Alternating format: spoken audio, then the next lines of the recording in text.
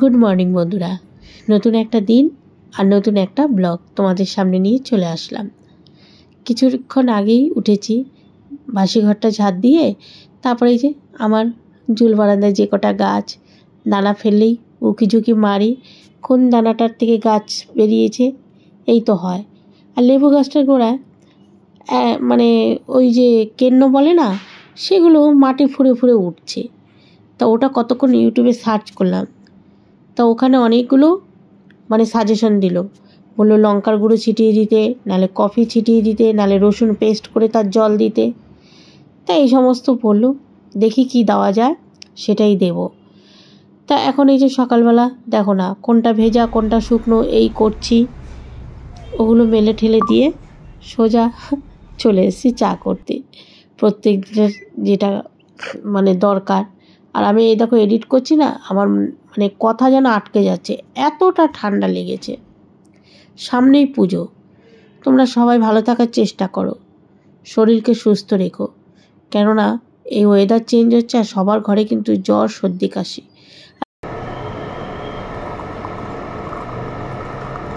চা খাওয়া হয়ে গেছে আমাদের, খালি কাপ চাটা খেয়ে নিয়েছি। আর আজকে মনে হচ্ছে টেম্পারেচার ভালোই হবে, দারুণ মানে গরম পড়েছে। আর আমি তো এদিকে টাচই করতে পারছি না, পুরো এর ভেতরে জ্বরটা ভরে গেছে।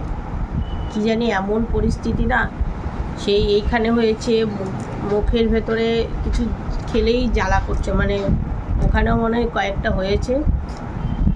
তা এত পরিমাণে গরম লাগছে, পাখার নিচ ছাড়া মনে হয় কাজ করতেও যেতে ইচ্ছে করছে না, কিন্তু কাজ তো করতেই হবে। নতুন ব্লগ শুরু করে দিলাম, তোমরা সারাটা দিন সাথে থাকো। আর যারাই যেখান থেকে আমার ভিডিওটা দেখছো তাদের সবাইকে জানাই আমার তরফ থেকে প্রচুর প্রচুর প্রচুর ভালোবাসা।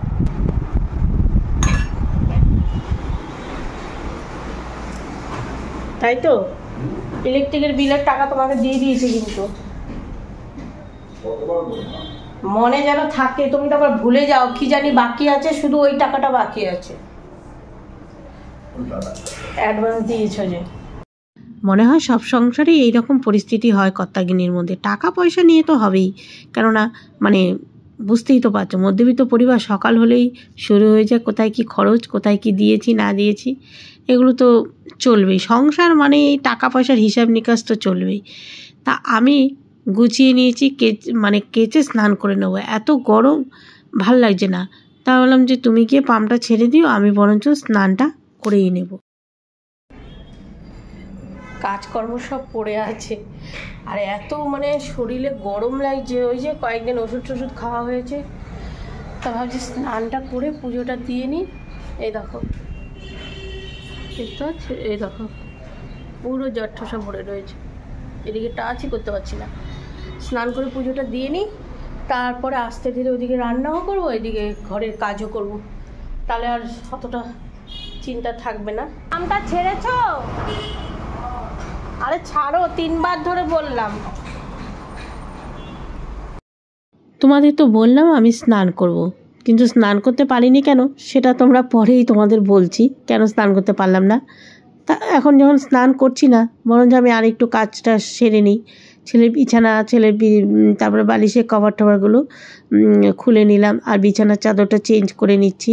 গতকাল তো আমাদের বিছানার চাদরটা চেঞ্জ করেছি, আর একদিনে 2টো বিছানার চাদর চেঞ্জ করা কাচা হয়ে ওঠে না। তা আজকে ছেলেরটা যখন চেঞ্জ করেছি এটাও কেচে দেবো।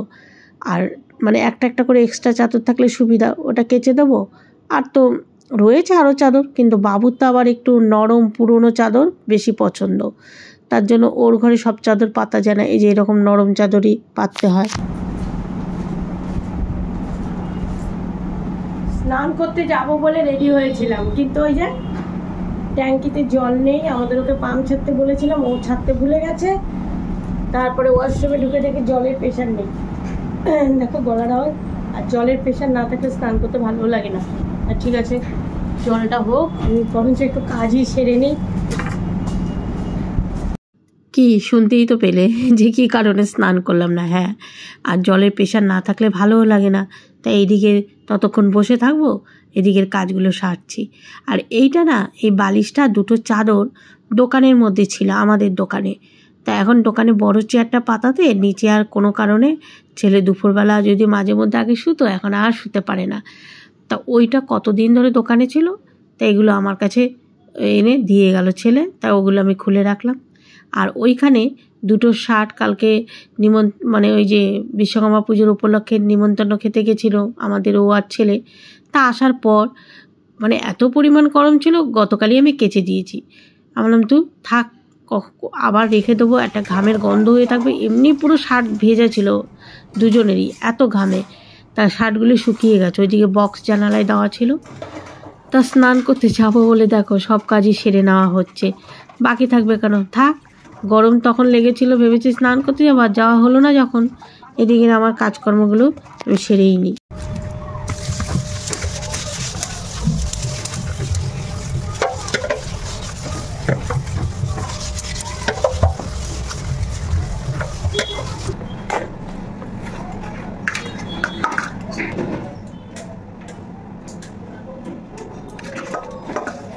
ভাবলাম কি দেরি যখন হয়েছে আমি ঘরগুলোও মুছে নিই। এই করে করে আমার যত সকালের কাজকর্ম ছিল সমস্ত কাজটা সেরেই ফেললাম, তারপরেই স্নান করতে গেলাম। একদিকে ভালো হলো, কাজগুলোও হয়ে গেল। ওয়াশরুমে ঢুকবো, কিন্তু তার আগে আবার নিচে যাচ্ছি পাম্পটা বন্ধ করার জন্য।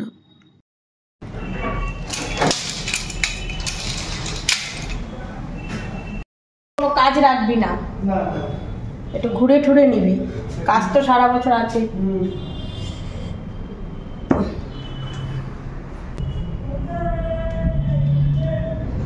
আজকে দড়ি ফাঁকা, চলো মেলে দিই ঝটপট করে।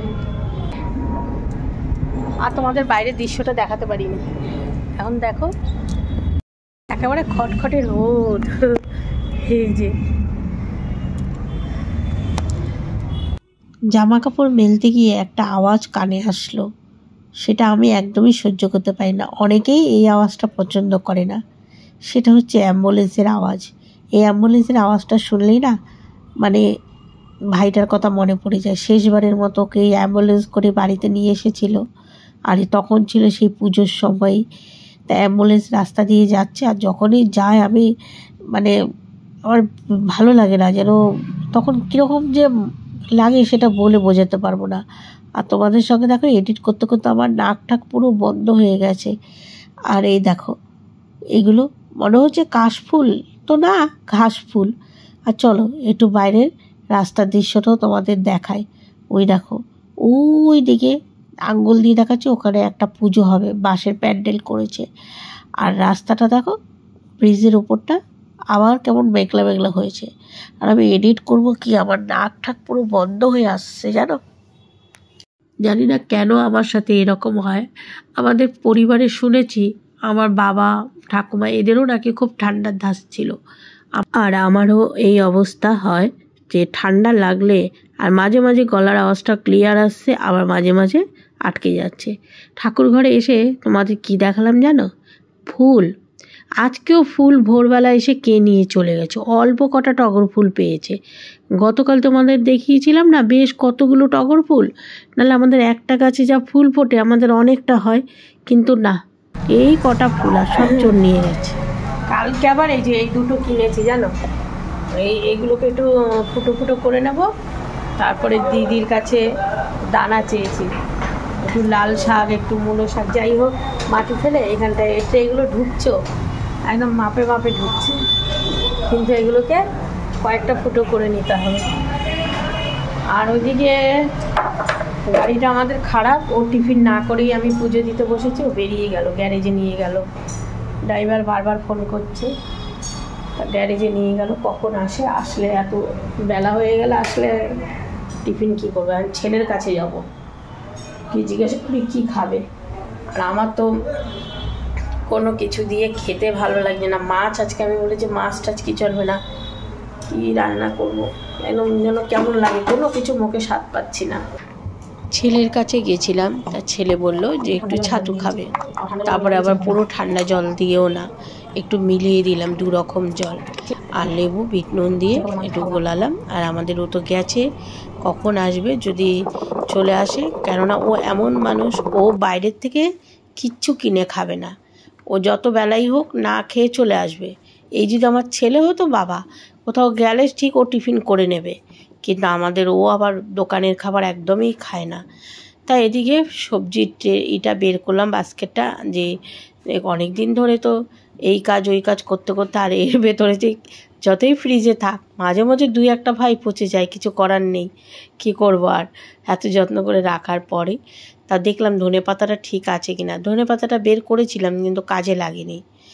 আর এখন ওই ছোলা ভাজা শাশুড়ি মাসে অনেক দিন আগে এনে দিয়েছিল, সেই ছোলা ভাজাটা ফ্রিজের মধ্যেই ছিল, ওই বাস্কেটের মধ্যেই ছিল। তা ওটা আবার সবজি পরিষ্কার বা মানে বাস্কেটটা পরিষ্কার করতে গিয়ে পেলাম, তা দেখি টাটকাই রয়েছে। আর পটল কাটছি আমাদের ওর জন্য। শাশুড়ি মা না ইলিশ মাছের মাথা দিয়ে কচুর শাক করছে, আর সেই মাছের কাঁটা দিয়ে কচুর শাক করলে ও একদমই খাবে না। ওর জন্য পটল করে নিচ্ছি, আর বাবুর জন্য একটু আলু ভাজা করব। বাবু বললো মা ডাল আলু ভাজা করো, আর কিছু করতে হবে না। এখন দেখো গলার আওয়াজটা কি সুন্দর পরিষ্কার আসছে। একবার এই পাশ ও পাশ কাত হয়ে আমি এডিট করার চেষ্টা করছি, মাঝে মধ্যে ক্লিয়ার আসছে, মাঝে মাঝে গলার আওয়াজটা কেমন আটকে যাচ্ছে। জানি তোমাদের শুনতে অসুবিধা হচ্ছে, কিন্তু ওই যে আমার মানে ওই সর্দির জন্য এই অবস্থা হচ্ছে।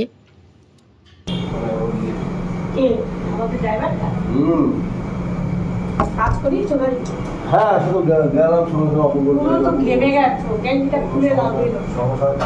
কি দেবো খাবার? একটু ছাতু গুলিয়ে দিলাম, মাথা গরম, মানে আমি খরচা করে গাড়িটাকে সারাই করে দিল। এখন ড্রাইভার বলছে আমি চালাবো না। সত্যি বাবা কি অবস্থা। গাড়িটা বাড়িতে দিয়ে চলে গেল। আর কি বলবো বলো, মানে আমার পুজোর সামনে চালালে নিজেরও, তারও তো দুটো পয়সা হতো, আমাদেরও হতো, কি আর করা যাবে। আর গাড়িটা আমাদের বেশি দিন নেইও, কয়েকদিন পর। আর এই টাইমে না, মানে আগে তো আমাদের ও চালাতো, কিন্তু এই এখন দোকান হওয়াতে ছেলের সঙ্গে থাকে বলে সকাল টাইমে চালাতে পারে না। এমন তো না যে ও চালাতে পারে না, শুধু সকাল টাইমে দোকানের চাপটা পড়ে বলে ও গাড়ি নিয়ে বেরোয় না।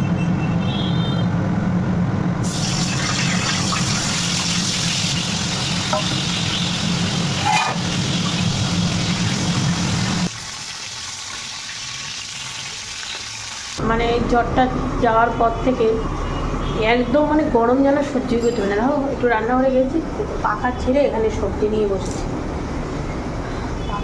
বাবা কেচে তো দিয়ে এসছে, বৃষ্টি পড়ে, বৃষ্টি হবে নাকি কে জানে, নাহলে জামা কাপড়গুলো সব আনতে হবে।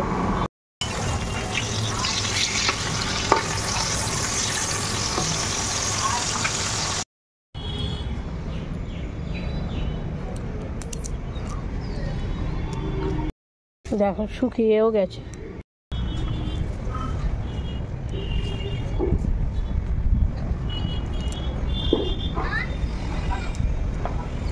এটা একটু আছে, এগুলো বারান্দার দিকে দিয়ে দেবো, কিন্তু বৃষ্টি হলে দৌড়ি আস।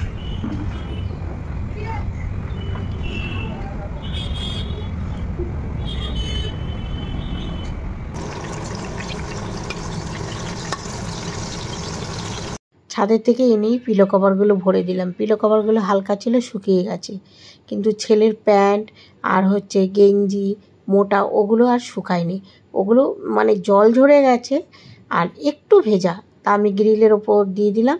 আর রান্না কিন্তু বসানো, পটল ভাজা বসানো, এগুলো এদিকের এই কাজগুলো একটু সেরে নিলাম। এলাচ দারচিনি একটুখানি বেটে দিলাম, ওই যে পটলটার জন্য শিলে বেটে দিতে হলো, অল্প একটু তো।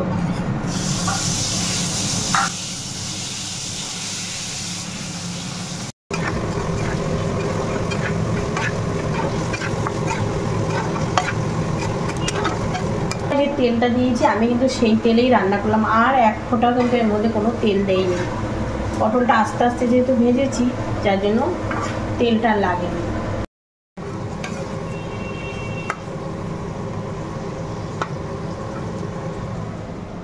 এইটুকু চিড়ে আদা গরম মশলা বাটার থাকে, আমি এই নোড়াটা বের করি, ছোট্ট নোড়াটা, আরেকটা আছে বড়, এটা দিয়ে এই শিলের মধ্যে আমি তাড়াতাড়ি করে ফেলি। মিক্সিং গ্রাইন্ডার বের করোরে ওই করোরে, এর থেকে শিলে একটা ডলা দিলে একটুখানি যখন মশলা করার থাকে।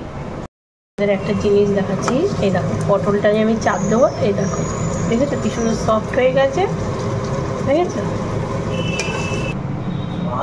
হ্যাঁ কি খাবে?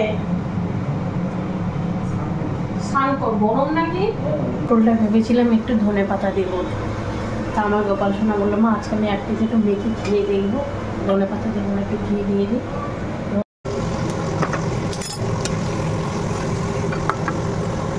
সর্দির মুখ, কিছু তো ভালো লাগে না। দেখো করলা আমি একটু ভাপ দিয়ে নিয়েছি, বেসনে চুবিয়ে ভাজবো, আর লঙ্কা আছে ঝাল লঙ্কা, ওই দিয়ে ভাত মেখে খেতে পারবো।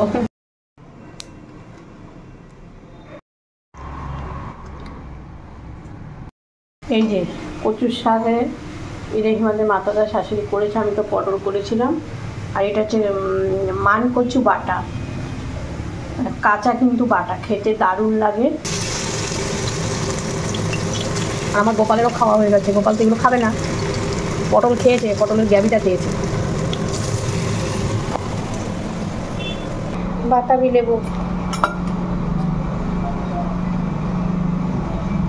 ও বাবা দুটো মুসাম্বিরের টুকরো খা। কেন ভালো, দেখ একটা একটা টুকরো মুখে দে, এনে এনে বাবা।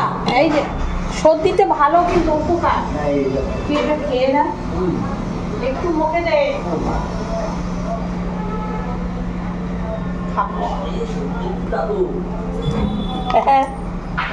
কি হয়েছে, 2 চামচ খা, সব লেগে সমান হয় না। আর সর্দির মুখে ভালো, উপকার এগুলো। 2-1টা তিতা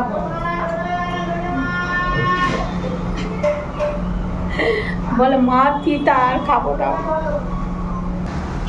বাবা বেলা 1:30 বাজে, আমাদের রান্না বান্না শেষ, এখন লোটে মাছ বিক্রি হচ্ছে। ওই লোটে মাছ কি আর কড়াইতে দিয়ে থাকবে, এত গরম, আর লোটে মাছ যা নরম, কি অবস্থা বাবা। এই পর্যন্ত গন্ধ চলে এসছে গো লোটে মাছে।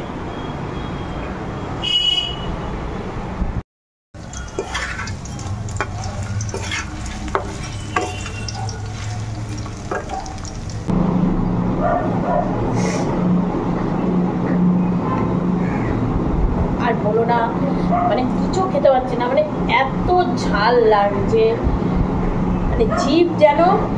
এই যে শাশুড়ি মা কচু শাক করেছে, একটুখানি আমি থালার মধ্যে নিয়েছি, সে মানে জ্বালা করছে, মুখটা না মানে সেদ্ধ মতো হয়ে গেছে।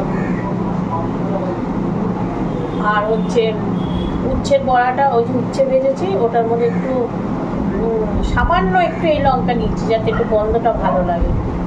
কিন্তু লাস্টে ডাল দিয়ে ভাতটা মুখে দিয়ে মনে কি জিভটা আরাম লাগবে। তারপরে খেলাম 2 পিস মুসাম্বি। আর টেবিলে এই যে সব খাবার, যখন খেতে বসা হয় সব তো টেনে টেনে আনা হয়, এখন রেখে আসি। আর মেঘ করেছে বাইরে, বৃষ্টি আসবে,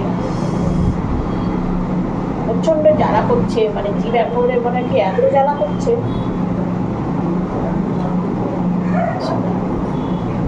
কচু বাটাটা একটুখানি খেয়েছি, কি ভালো খাই আমি কচু বাটা, কিন্তু ওই যে মুখ পুড়ে যাচ্ছে যেন, এত জ্বালা করছে।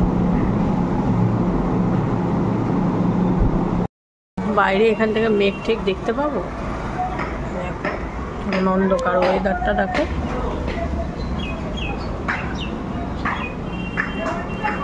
আর আমার দিদি ডিউটিতে যাওয়ার আগে আবার আমাকে দেখো না, যেগুলো দিয়ে গেছে, কিভাবে দিয়েছে দেখো, মানে সমস্ত দানাগুলো দেখো, মানে কি বলবো, ওর কাজ মানে খুব নিখুঁতভাবে ওর কাজ। আর বিশেষ করে গাছ লাগানো, গাছ কিভাবে কি করতে হয় সমস্ত কিছু তো করে। তো প্রত্যেকটা দানা এক একটা কাগজে ভরেছে, আর সবকটার নাম লিখে দিয়েছে।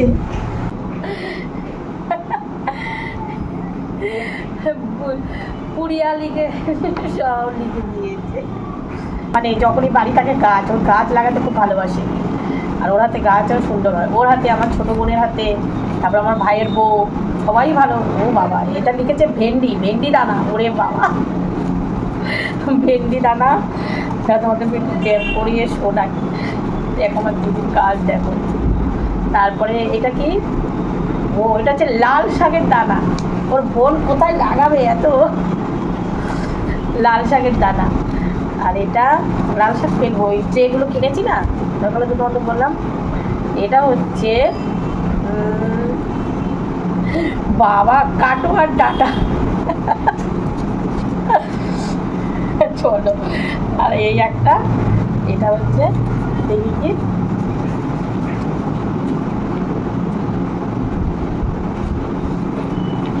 ও বাবা রে, আবার উচ্ছের দানাও পাঠায় লিখা দিছে, বলছে উচ্ছের দানা তুই লাগাবি, ওরা বলেছে টমেটো গাছও নেবে, চলো এগুলো জল। ও আবার এই একটা দানা, আবার যেটা বলছি এটার ওপরে কাগজ, এটা কি? ও এটা আবার পালং শাক, আমি এখানে আবার চাষ খুলে বসো। এবি জটপট গাছ বাবা, খুব সুন্দরভাবে গাছটা দেখো না বাড়িতে, এখন রেখে দিই।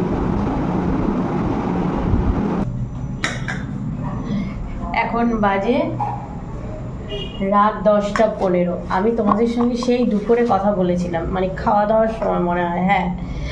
আর সন্ধ্যার থেকে ক্যামেরাটা অন করিনি, এখন আবার পাম্প ছেড়েছি জানো। তা ওই যে দেখো মুখটা না এই রকম ফুলে রয়েছে, এত ভার ভার হয়ে গেছে মুখ। আর কথা বলছি দেখো মনে হচ্ছে কি আমি ঘুম থেকে উঠেছি, কিন্তু আমার চোখে তো ঘুম নেই। দিদির সঙ্গেও কথা বললাম, দিদি বলে আরে তোর তো কথা মানে ভারী ভারী লাগছে। আমি বললাম এই তো ঠান্ডা যে কপাল আমার, ঠান্ডা আর কমে না, এখনও শীতকাল আসলো না। আর এই যে এই জ্বর ঠোসা তো সহজে কমবে না জানো তো। তা ছেলে ফোন করেছে মা রুটি নিয়ে আসবো, আমি যে না না রুটি কিনে আনতে হবে না, একটা রুটি 5 টাকা করে। বললাম না আমি ঘরেই রুটি করবো। তা কী নিয়ে আসে রুটি দিয়ে খাওয়ার জন্য, দেখি কী নিয়ে আসে। আর এটা শুধু আটা না, ময়দাটা মেশানো, সাদা রুটি না হলে তো ছেলে খায় না। আমার মুখটা দেখো, দেখেছো কিরকম ফুলেছে, আমার বাবু সোনার গলার আওয়াজ মনে হয়, গলার আওয়াজ পেলে মনে হয় ও আসছে মনে হয়। ও বাবা নিয়ে এসছিস কিছু? চিলি চিকেন দিয়ে খিদা পেয়ে গেছে, আমি তো ওই তো মেখেছি তো ময়দা, তা তুই নিয়ে আসতি একবারে। ছেলের জন্য রুটিটাও করে নিলাম, আমাদের রুটিটা পরে করব।